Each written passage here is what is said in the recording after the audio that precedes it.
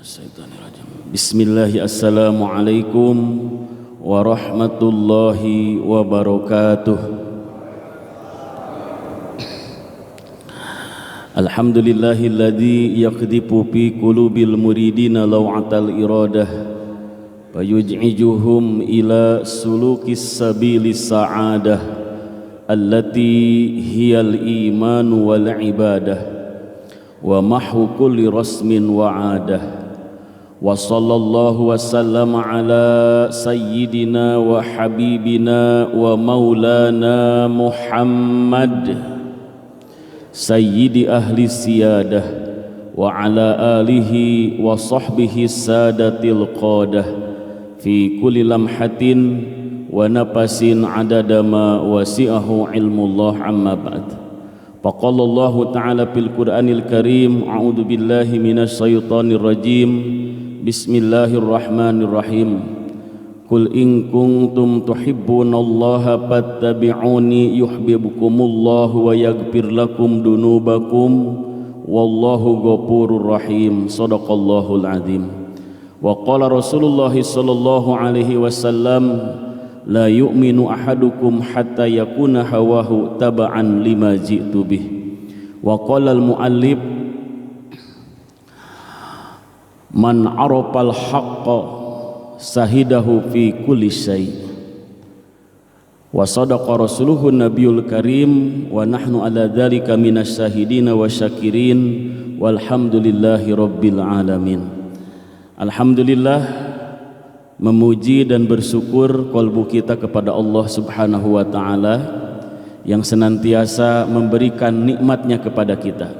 Terkhusus di waktu subuh ini Allah berikan nikmat keimanan, tumbuh keyakinan kepada Allah dan negeri akhirat, diberikan nikmat keislaman, diberikan ketundukan, berserah diri kepada Allah, dan nikmat keihsanan di mana kalbu kita senantiasa mencintai Allah subhanahu wa ta'ala. Mudah-mudahan tiga nikmat besar ini senantiasa Allah hidupkan di hati kita sampai berjumpa dengan Allah di akhirat kelak. Amin ya Allah ya Rabbal alamin.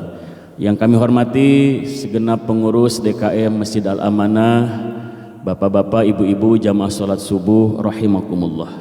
Alhamdulillah, tidak terasa Allah terus menghantarkan diri kita lewat waktu yang terus berlalu. Kita sudah memasuki tanggal keberapa bapak-bapak?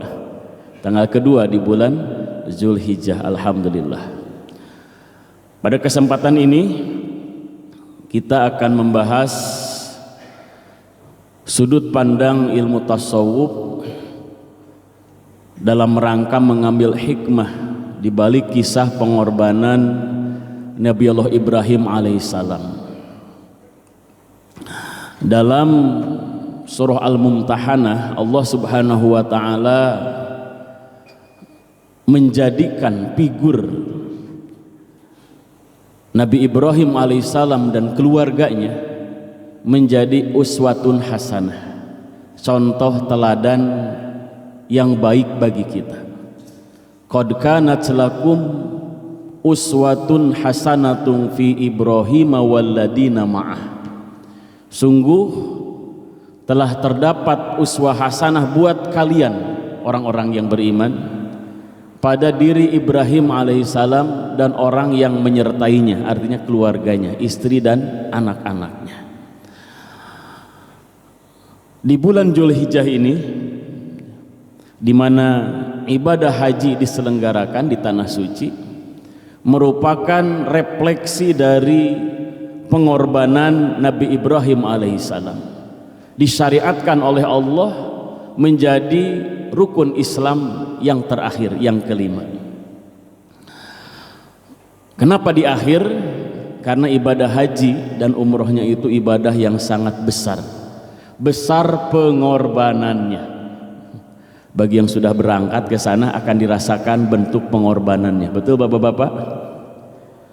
Mengorbankan hartanya, mulai dari nabung ONH yang sekarang ada polemiknya. Nah, pengorbanan perasaan, meninggalkan keluarga, yang pengusaha meninggalkan usahanya. Sedangkan perjalanan ibadah haji itu perjalanan yang sangat jauh kalau dari Indonesia, dan butuh waktu yang cukup lama di sana, bisa 1 bulan. Ini menunjukkan pengorbanan. Dan hari ini bapak-bapak, ibu-ibu, di negara kita ini secara umum sedang mengalami krisis. Di tengah-tengah umat kehilangan spirit jiwa berjuang. Kecenderungannya itu yang penting untung, yang penting pribadinya untung. Ini yang bahaya, nggak mau rugi. Kenapa? Karena tidak ada jiwa pengorbanan. Maka dengan kisah Ibrahim alaihissalam yang dikisahkan dalam Al-Quran dalam beberapa surat, sampai ada surat yang khusus namanya Ibrahim, untuk mengungkap keteladanan diantaranya pengorbanan Nabi Ibrahim alaihissalam dan keluarganya. Hadirin wal hadirat ikhwani rahimakumullah, pengorbanan Nabi Ibrahim alaihissalam merupakan refleksi dari keimanan dan keyakinan. Hanya orang yang iman dan yakinlah yang sanggup berkorban di jalan Allah. Ada pepatah yang sering kita dengar, tidak akan ada perjuangan kalau tidak ada pengorbanan. Betul bapak-bapak ya? Begitu pula tidak akan ada pengorbanan kalau tidak ada keimanan dan keyakinan. Bagaimana mau berkorban dia sendiri tidak yakin dan tidak iman? Nabi Allah Ibrahim alaihissalam dan keluarganya sanggup, rela, ridho, sabar di dalamnya, tawakal di dalamnya, menyambut panggilan-panggilan Allah. Tanpa pengorbanan tidak akan sanggup memenuhi panggilan-panggilan Allah. Dan dalam rangkaian ibadah haji dan umrohnya ada kalimah zikrullah yang khusus. Ini mengandung makna filosofis yang dalam. Setelah niat berihram, pakai kain ihram mikot, lalu menuju kota Makkah, menuju Baitullah, menuju Baitul Masjidil Haram, maka sangat dianjurkan. Ini para ulama madhab beragam, ada 2 pendapat, ada yang mensunahkan, ada yang mewajibkan untuk mengucapkan lafaz kalimah zikir talbiyah, labbaik Allahumma labbaik, labbaik la syarika laka labbaik, innal hamda wa ni'mata laka wal mulk la syarika lak. Maknanya sangat dalam. Ternyata bukan hanya dimaknai oleh orang yang sedang ibadah haji, tapi harus dimaknai oleh seluruh umat Islam.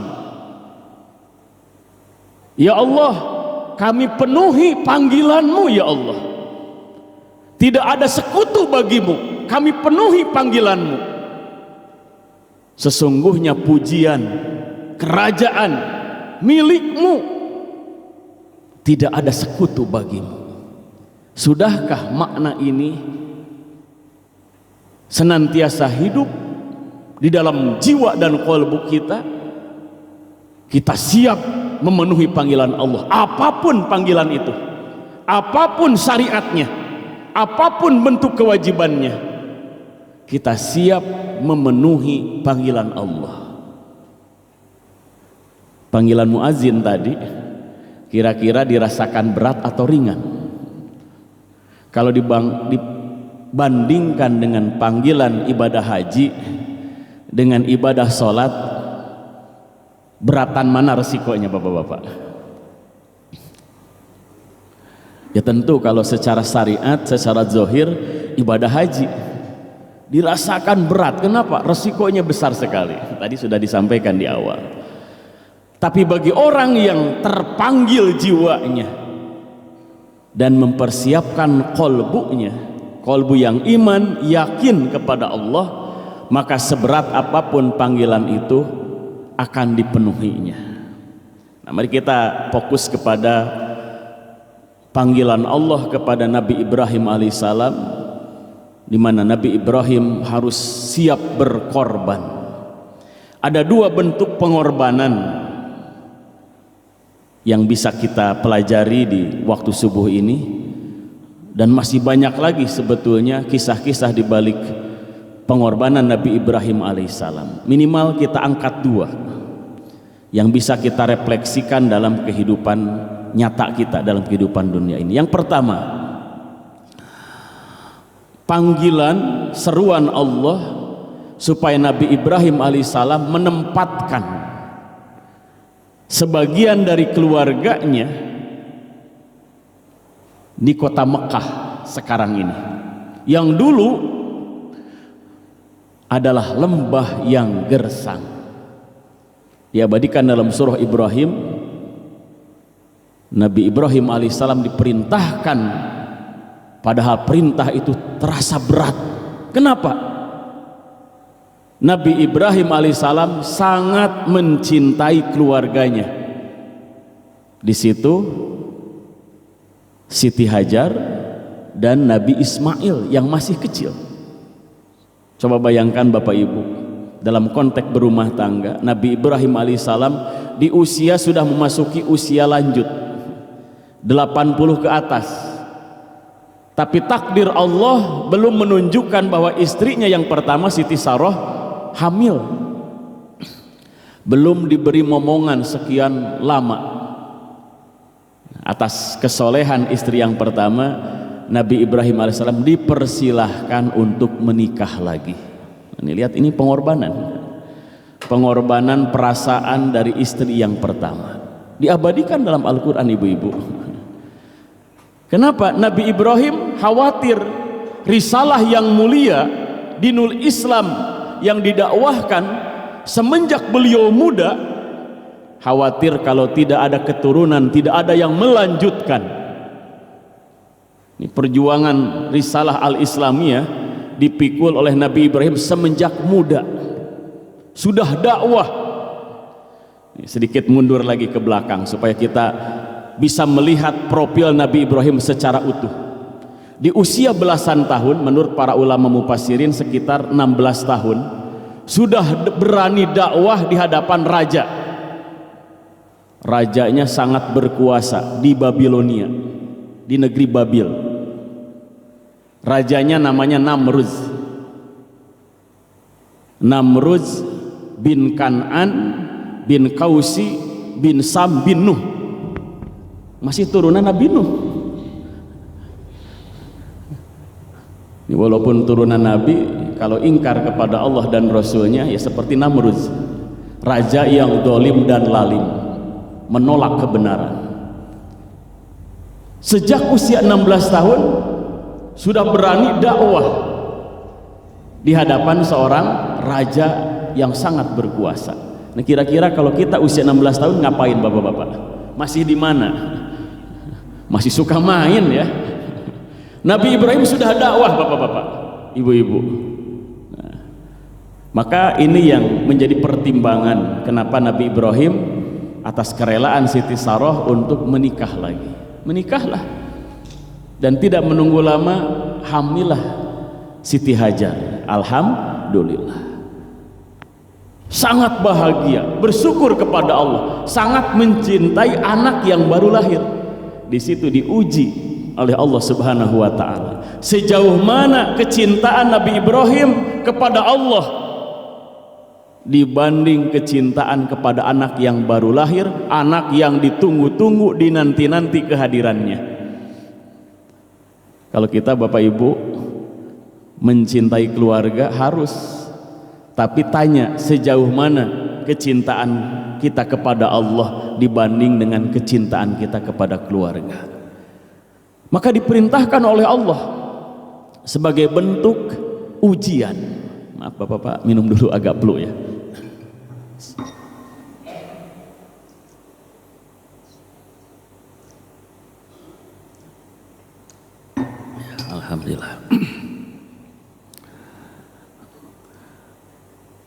Di dalam surah Al-Baqarah, ujian demi ujian yang diterima oleh Nabi Ibrahim alaihissalam ini disebutkan, a'udzubillahi minasyaitonirrajim, wa idi betala Ibrahim rabbuhu bikalimatin fa'atammahun qala inni ja'iluka linnasi imama qala wa min dzurriyyati qala la yanalu ahdidz dzalimin. Dan ingatlah ketika diuji Ibrahim oleh Allah Subhanahu wa taala dengan kalimah-kalimah, dengan perintah demi perintah. Nah, perintah nanti yang akan kita sama-sama gali hikmahnya. Bagaimana sikap Nabi Ibrahim? Fa'atammahun, maka Nabi Ibrahim alaihissalam menunaikannya dengan sempurna. Tidak ada ragu, sekecil apapun, dilaksanakan seluruh perintah Allah, apapun bentuknya, tidak dipilih-pilih. Kalau kita masih pilih-pilih, mana yang sanggup, mana yang belum, mana yang banyak dikerjakan orang, mana yang jarang dikerjakan orang. Kalau yang banyak dikerjakan orang, kita ikut. Kalau yang banyak orang meninggalkan, kita juga berat melaksanakan. Nabi Ibrahim tidak dipilih-pilih, mau besar mau kecil, seluruh perintah Allah itu dilaksanakan dengan sempurna. Maka Allah menyatakan, inni ja'iluka linnasi imama. Karena Nabi Ibrahim sempurna menyelesaikan ujian demi ujian, perintah demi perintah, sesungguhnya aku menjadikan engkau menjadi imam bagi manusia, menjadi pemimpin.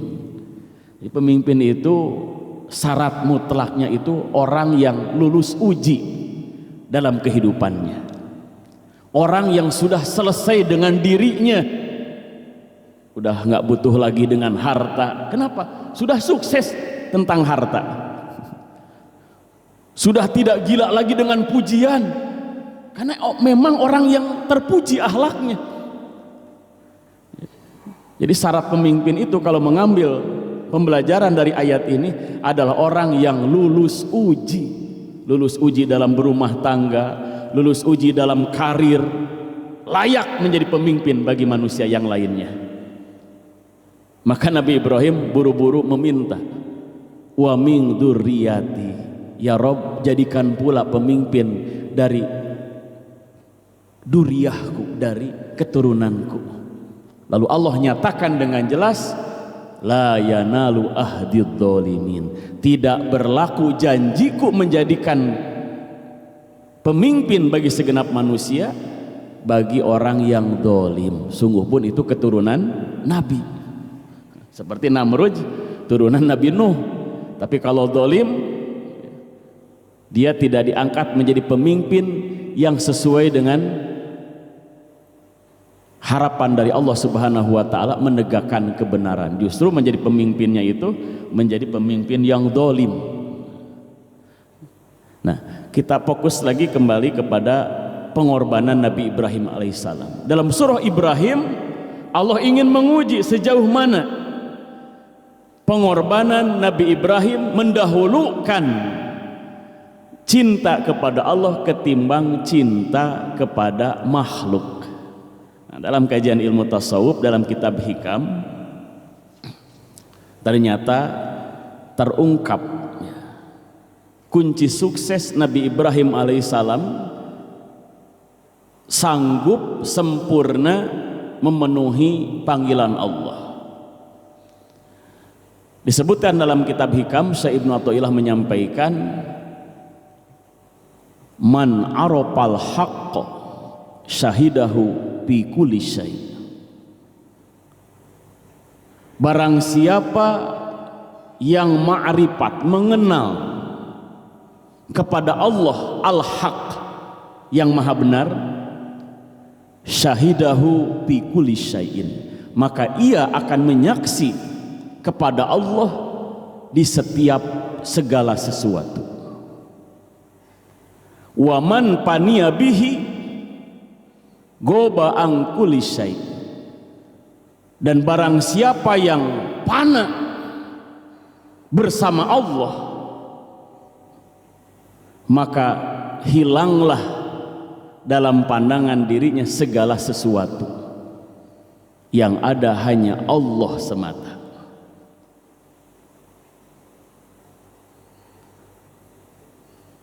Wa man ahabbahu lam yu'sir alaihi syai'an. Dan barang siapa mencintai Allah, maka tidak akan mendahulukan segala sesuatu kecuali Allah semata. Jadi ini ada 3 tahapan. Nabi Ibrahim alaihissalam sanggup memenuhi panggilan Allah, berkorban dengan apa-apa yang dicintainya. Yang pertama, karena beliau ma'rifatullah, mengenal kepada Allah, mengenal betul kepada Allah, sehingga Nabi Ibrahim alaihissalam menyaksikan musyahadah dalam kajian ilmu tasawuf dan masuk ke dalam maqam ihsan. Musyahadah menyaksi kolbunya kepada tanda-tanda kebesaran Allah. Maka menyaksi kepada tanda-tanda kebesaran Allah itu, yang pertama menyaksikan ayat-ayatnya, tanda-tanda kebesarannya. Karena sangat mengenal kepada Allah, segala sesuatu yang dilihatnya, kolbunya menyaksi di balik segala sesuatu itu terdapat tanda-tanda kebesaran Allah. Dan menyaksi sifat-sifat mulianya Allah di balik segala sesuatu. Melihat gunung misalkan, yang tinggi, yang kokoh, yang sangat kuat, menjadi pasak bumi, menjadi paku bagi bumi ini, sehingga bumi ini tidak goyah.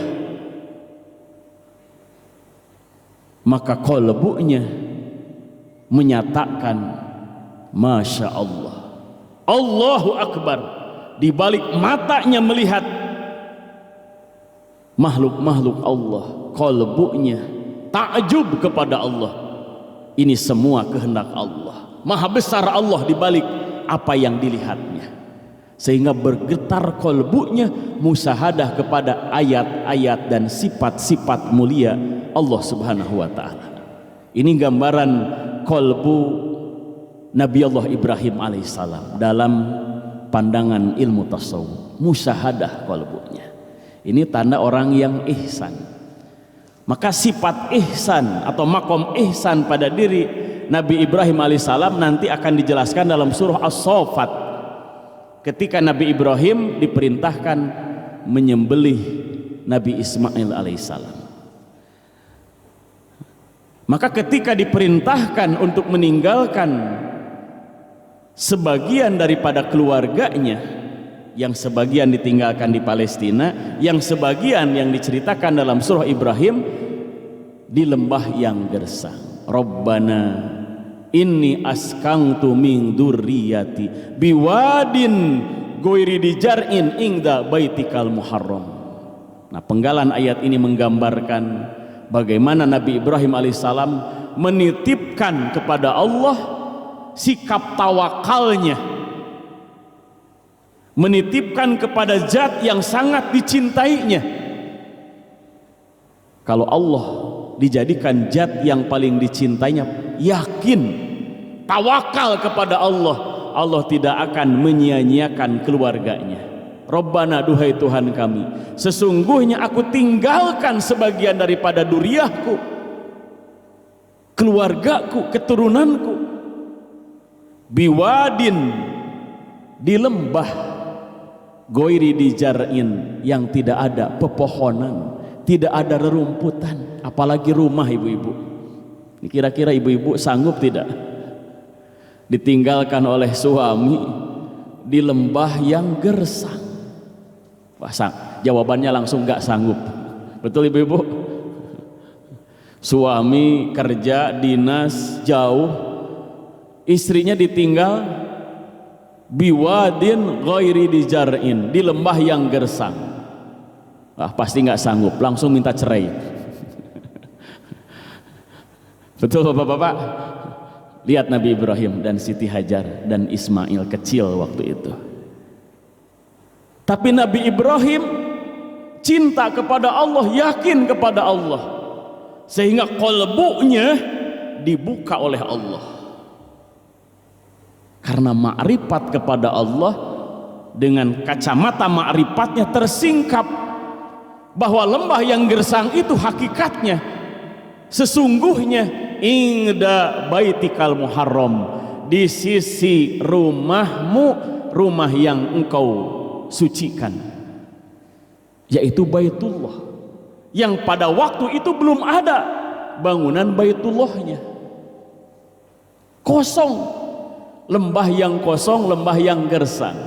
Tapi kolbu yang ma'rifatullah, mengenal kepada Allah, buah cinta kepada Allah, Allah perlihatkan lembah yang gersang itu hakikatnya sesungguhnya ingda baitikal muharram. Jadi hakikatnya lembah yang gersang itu adalah Baitullah. Maka dalam penjelasan hikam yang lainnya, kita akan melihat kehidupan dunia ini terbagi dua, bapak-bapak. Syekh Ibnu Athaillah menyampaikan al-aqwanu, kehidupan dunia ini, alam semesta ini, diri kita, benda-benda, makhluk-makhluk, dari awal diciptakan sampai sekarang, sampai nanti hari kiamat, dohiruha girrotun, bentuk zohirnya, bentuk fisiknya yang nampak, yang mudah dilihat oleh mata kepala kita, girrotun, mengandung tipu daya. Wabatinuha, sedangkan sisi batin dari kehidupan dunia ini, ibrotun, mengandung pembelajaran sekaligus peringatan. Pan nafsu, maka adapun hawa nafsu manusia,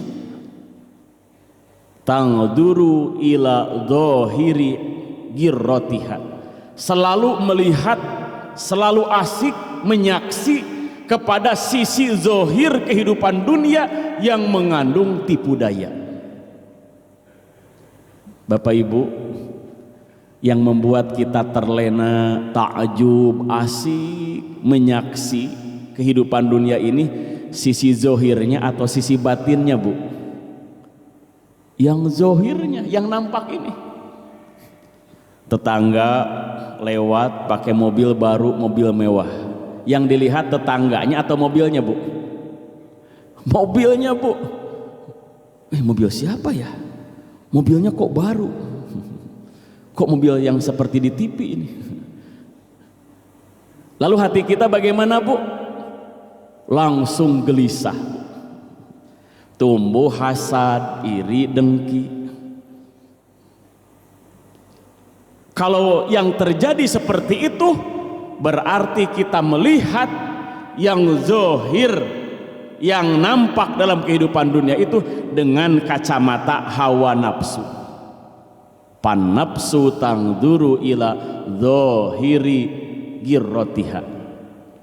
Hawa nafsu itu selalu melihatnya, asiknya itu, orientasinya itu kepada aspek-aspek yang zohir, yang materi, yang bendawi, yang mengandung tipu daya.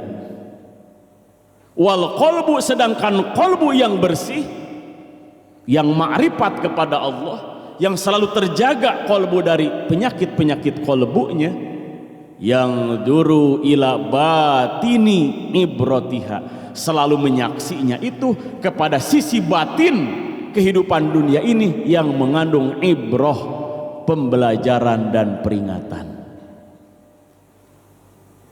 Tetangga lewat tadi pakai mobil mewah, yang dilihat sisi batinnya. Sisi batin kita melihat, tersingkaplah hakikat.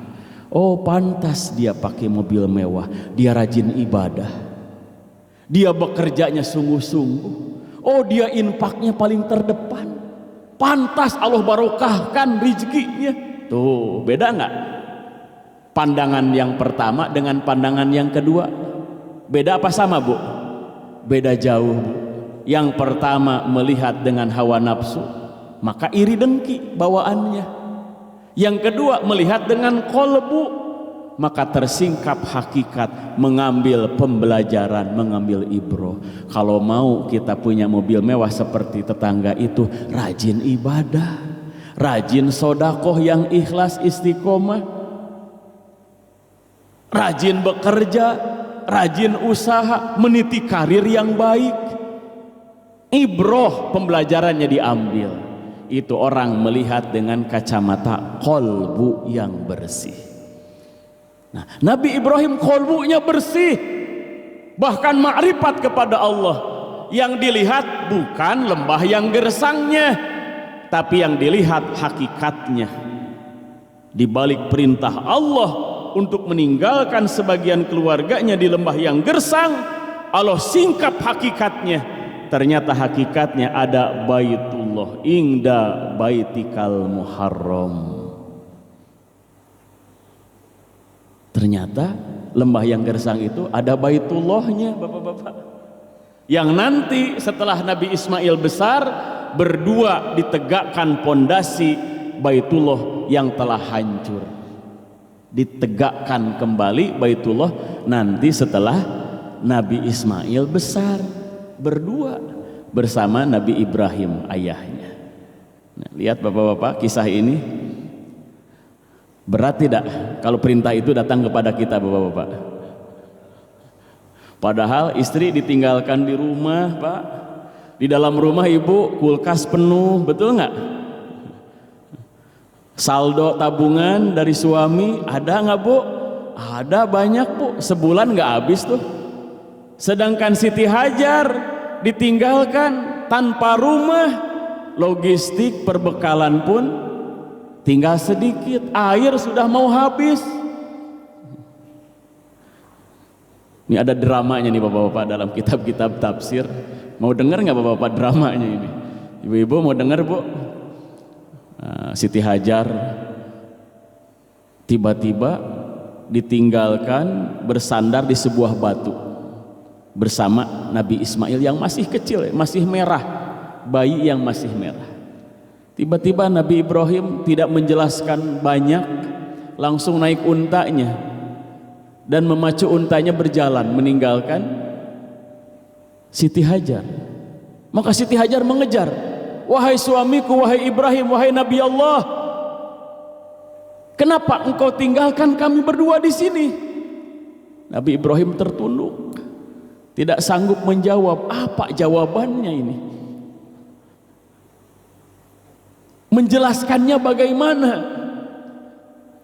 Tapi Nabi Ibrahim terus memacu untanya, berjalan lagi, dikejar lagi sambil menangis. Siti Hajar mengejar, wahai Ibrahim, wahai Nabiullah, kenapa engkau tinggalkan kami berdua di sini?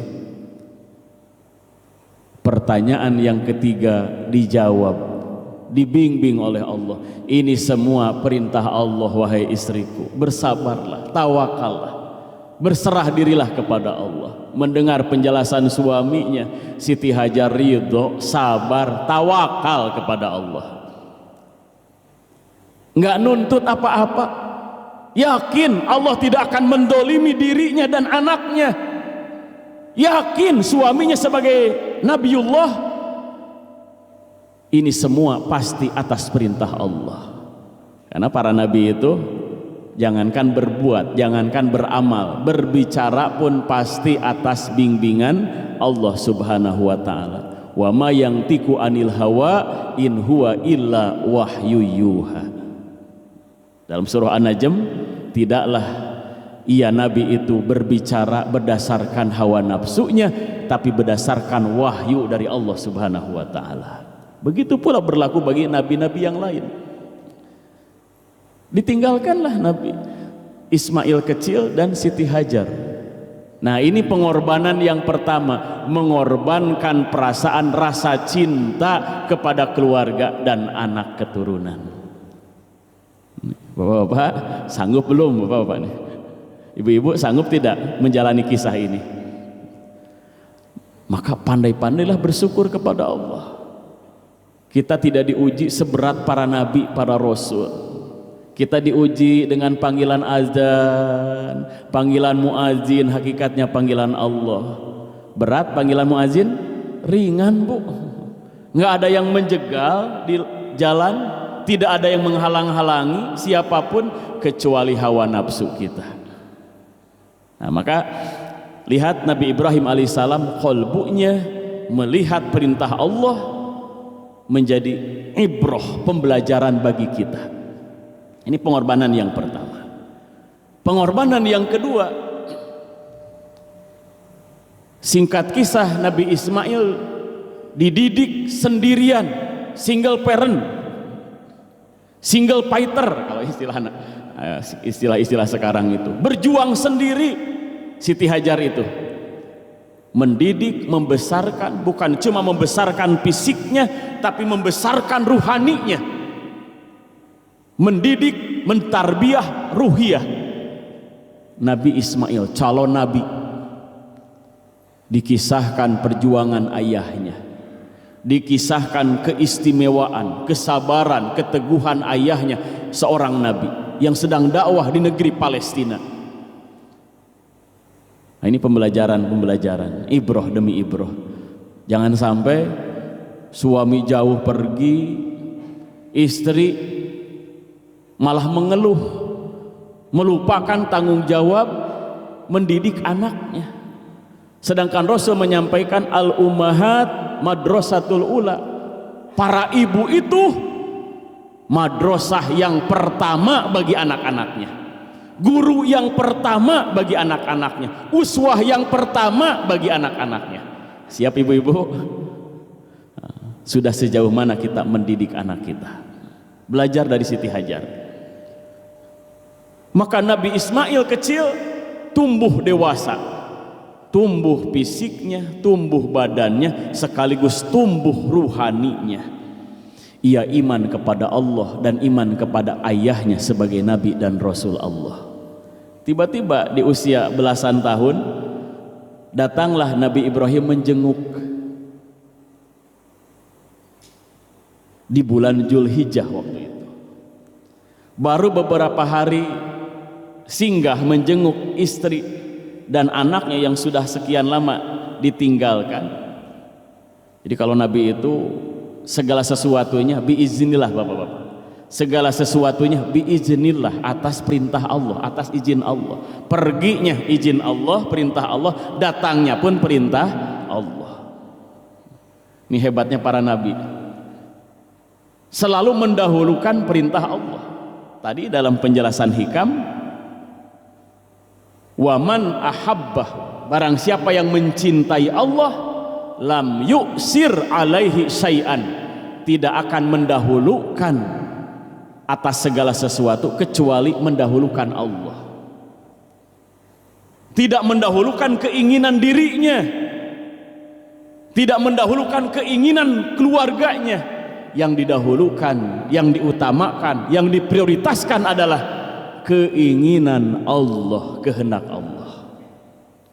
Ini kalau para pemimpin kita betul-betul mencintai Allah, aman negara kita, sejahtera rakyat kita. Betul Bapak-bapak?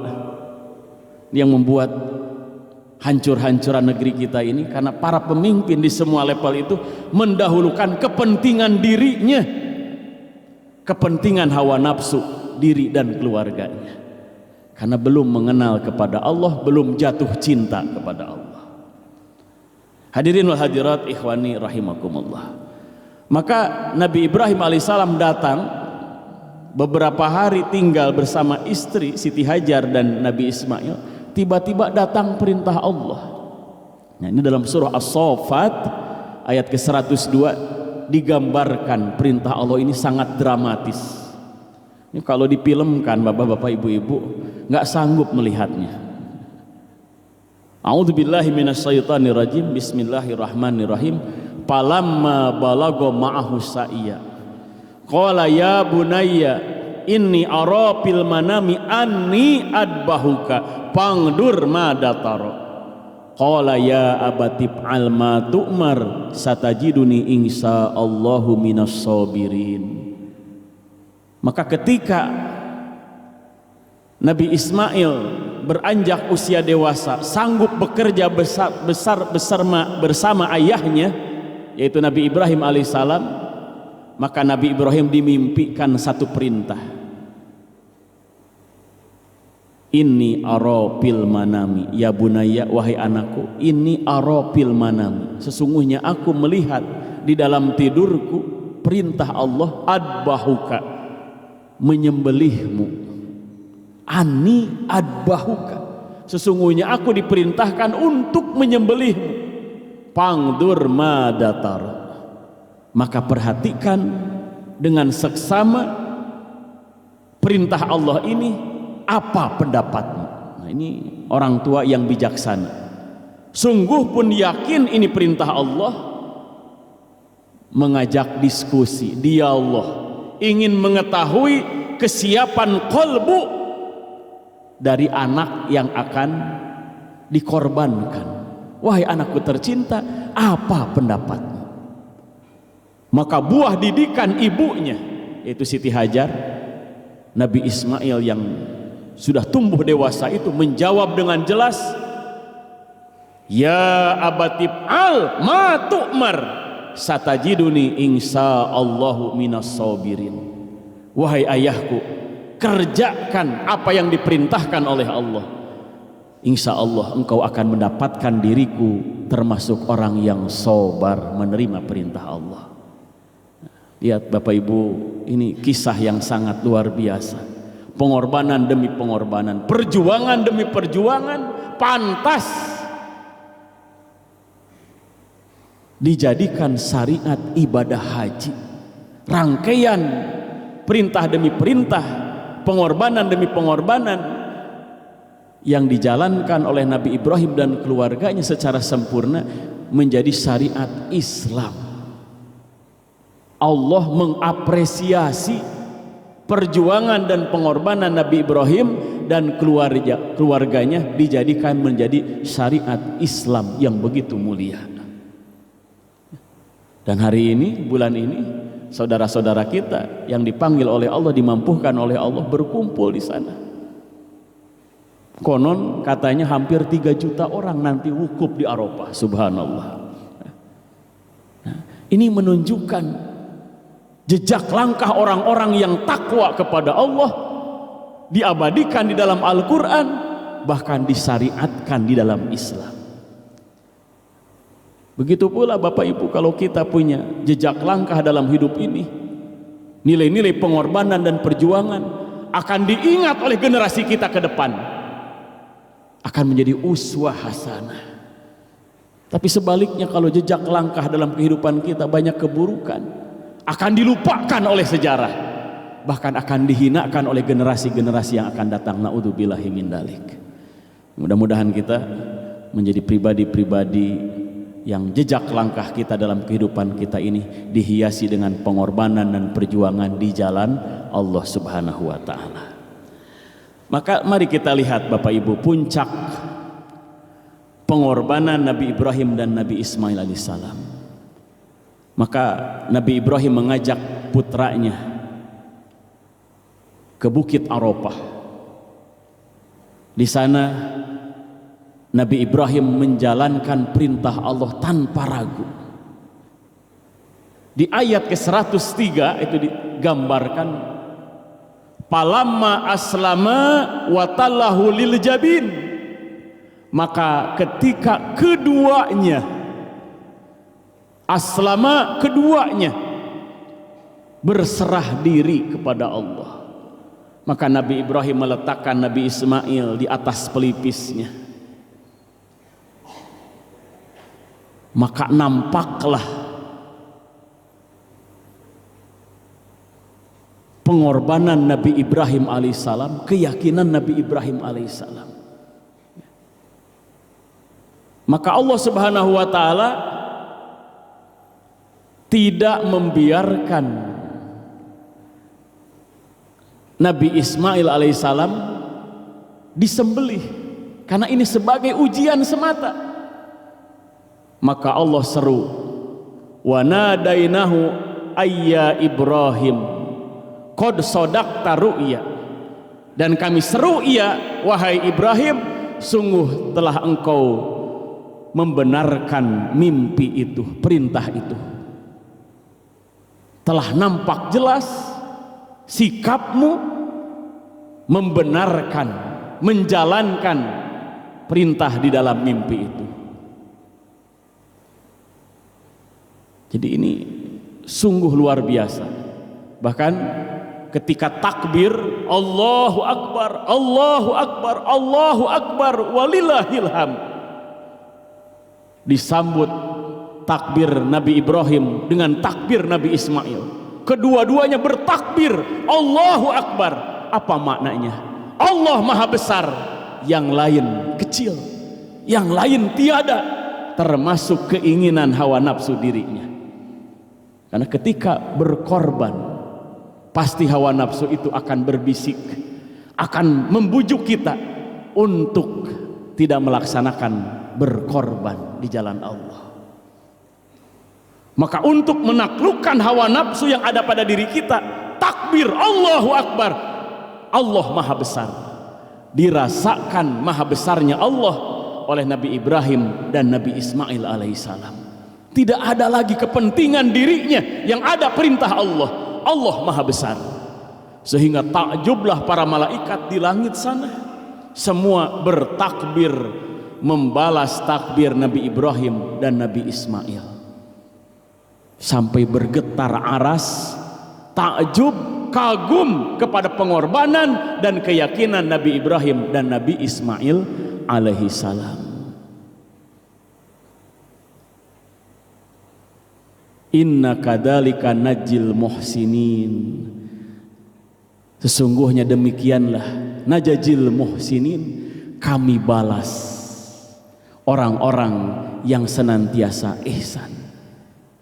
Inna hadalahu al-bala'ul mubin, sesungguhnya ini kejadian ini, kisah ini sungguh ujian yang nyata. Ujian yang nyata ini, yang jelas, akan dibalas oleh Allah Subhanahu wa taala bagi orang yang senantiasa ihsan, musahadatur rububiyah, qalbunya menyaksi kepada tanda-tanda keagungan Allah Subhanahu wa taala.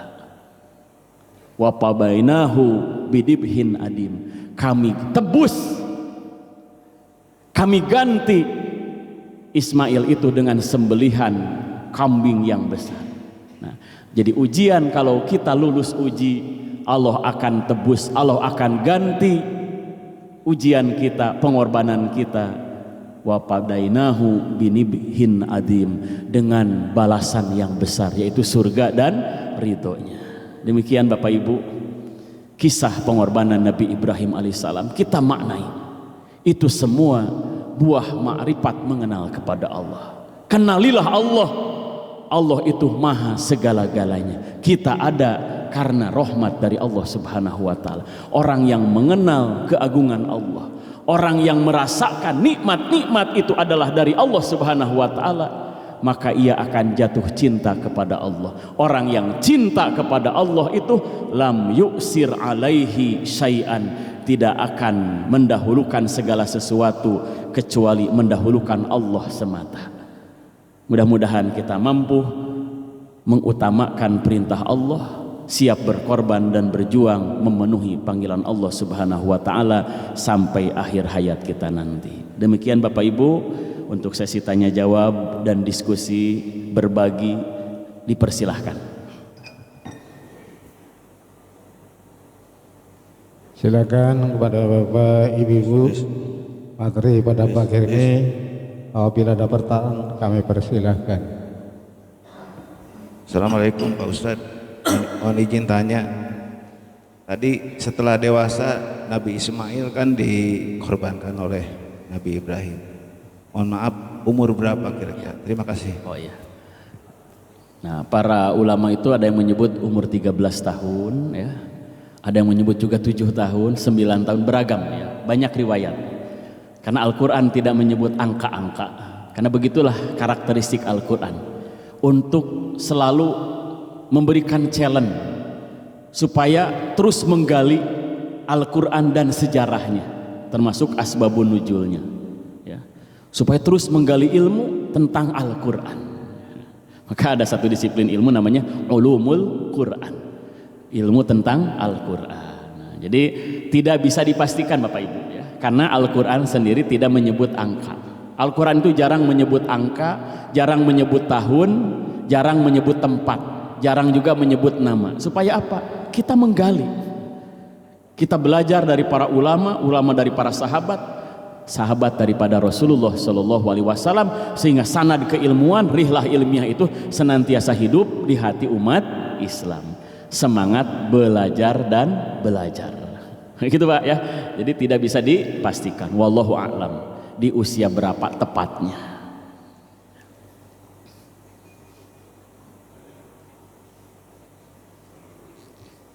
Oh iya Pak Haji, silakan Pak Haji.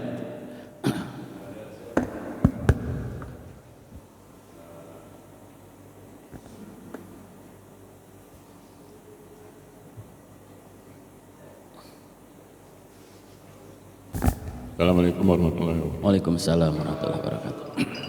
Pak Ustadz, saya pernah mendengar kisah tentang Siti Hajar pada saat dia kesulitan menemukan air karena tidak ada sumber air. Dia sampai lari-lari dari Safa dan Marwah, sehingga tiba-tiba anaknya itu Nabi Ismail menghentakkan kakinya dan keluarlah air Zam-Zam. Air Zam-Zam ya. Sampai saat ini masih terus mengalir. Itu kisah. Betul. Bagaimana itu? Iya betul ya. Riwayat atau kisah ini muktabar, masyhur ya. Itu adalah berita yang hak karena diceritakan juga oleh Rasulullah dan para sahabat, dan itu sudah menjadi sejarah peradaban bangsa Arab. Bukti situsnya sekarang masih ada, diabadikan oleh Allah Subhanahu wa taala. Jadi itu ya Bapak Ibu, pengorbanan perjuangan itu akan diganti oleh Allah dengan nikmat yang lebih besar. Tadi Nabi Ismail wa padainahu bidibhin adim, diganti, ditebus oleh Allah dengan hewan sembelihan yang gemuk, yang adim, yang besar, gibas katanya gitu. Nah, pengorbanan Siti Hajar dan Ismail pun diganti oleh Allah dengan sumber mata air yang tidak pernah berhenti mengalir. Maka Zam-Zam itu artinya mengumpul, berhenti, berkumpul ya, menjadi sumur sampai hari ini. Jadi filosofinya luar biasa dalam. Kalau kita berkorban di jalan Allah, Allah ganti yang lebih besar. Jangan pernah merasa kehilangan berkorban di jalan Allah. Berkorban dengan harta, berkorban dengan tenaga, dengan pikiran, perhatian, nyawa sekalipun akan diganti oleh Allah dengan ganti yang lebih mulia. Jadi dalam kehidupan dunia pun nggak nunggu di akhirat Pak, surga itu, nikmat itu di dunia pun sudah dibuktikan oleh Allah. Pengorbanan Siti Hajar dengan air Zam-Zam, bahkan pulang perginya, naik turunnya dari Bukit Sofa dan Marwa menjadi salah satu manasik haji, disyariatkan di dalam ibadah haji. Subhanallah. Kalau kita mah pulang pergi ke pasar tidak akan disyariatkan. Capeknya ya karena memang itu mah kurang pengorbanannya. Tapi kalau Siti Hajar itu berkorban di jalan Allah, ridho, rela, sabar dan tawakal. Nah Ibu ya lihat, insya Allah Ibu ya, pengorbanan kita menyertai suami, ibadah kepada Allah dalam berumah tangga, membesarkan anak, capeknya, masaknya, nyucinya, pergi ke pasarnya, segala sesuatunya, tanggung jawab kita dalam berumah tangga akan dibalas oleh Allah Subhanahu wa taala. Syaratnya apa? Rela, ridho ya. Niat berjuang. Demikian Pak ya.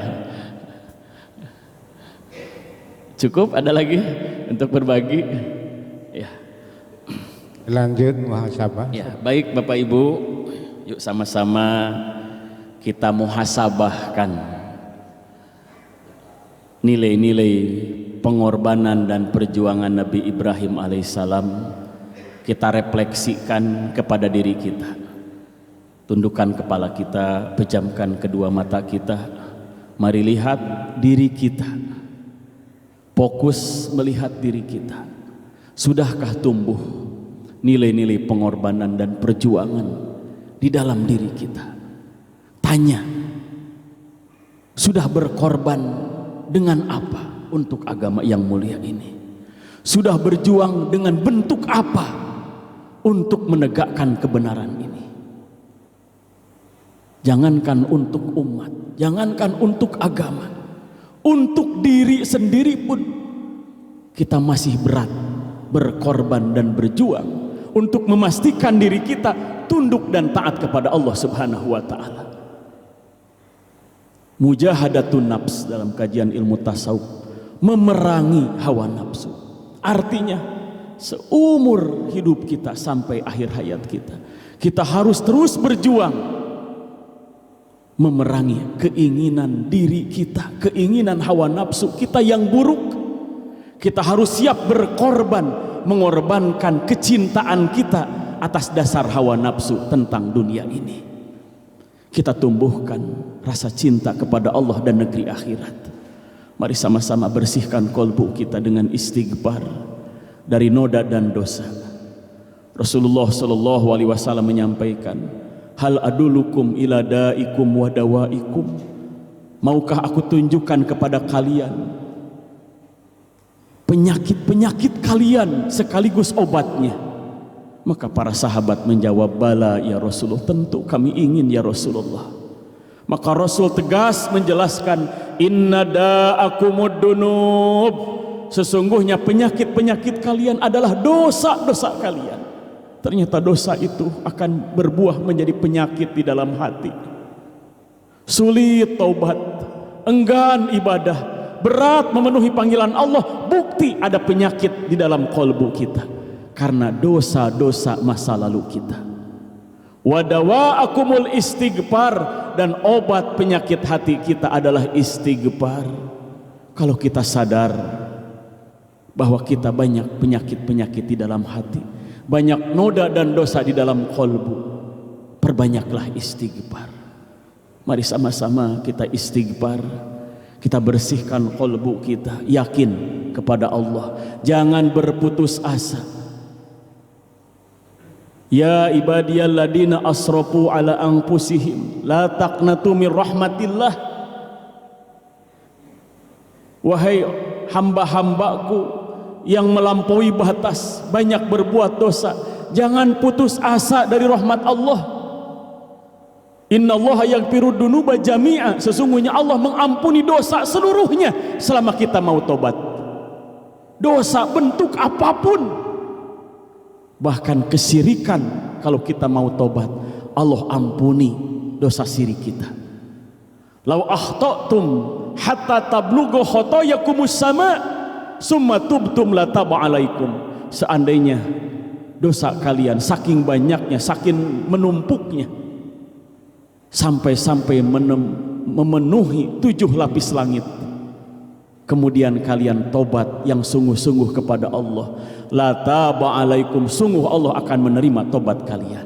Mari sama-sama kita raih ampunan Allah. Wasari'u ila magfirati mir rabbikum wa jannatin arduhas samawati wal ard uiddat lil muttaqin. Bersegeralah raih ampunan Allah, jangan menunggu waktu. Ajilu bitobat qoblal maut, segera tobat sebelum datang kematian, karena kematian selalu datang tiba-tiba. Wal mautu ya'ti bagdatan. Sidina Ali menyampaikan, kematian itu selalu datang tiba-tiba.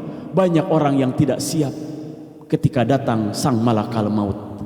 Mari sama-sama kita lapalkan kalimat istighfar berulang-ulang, iringi dengan iktiraf, pengakuan atas dosa masa lalu kita. Lalu tumbuhkan an-nadamah, penyesalan yang mendalam, menyesal dosa telah kita lakukan. Maka insya Allah Allah ampuni dosa-dosa kita. Astagfirullahaladzim wa atubu ilaih. Astagfirullahaladzim wa atubu ilaih. Astagfirullahaladzim wa atubu ilaih. Astagfirullahaladzim wa atubu ilaih. Astagfirullahaladzim wa atubu ilaih. astaghfirullahal azim wa atubu ilaih astaghfirullahal azim wa atubu ilaih astaghfirullahal azim wa atubu ilaih walhamdulillahi rabbil alamin. Mudah-mudahan yakin besarnya dosa kita, lebih besar ampunan Allah. Mudah-mudahan dosa kita diampuni oleh Allah Subhanahu wa taala. Mari angkat kedua tangan kita, kita munajat kepada Allah Subhanahu wa taala. Mudah-mudahan yakin seluruh cita-cita dan hajat kita dikabul oleh Allah Subhanahu wa taala.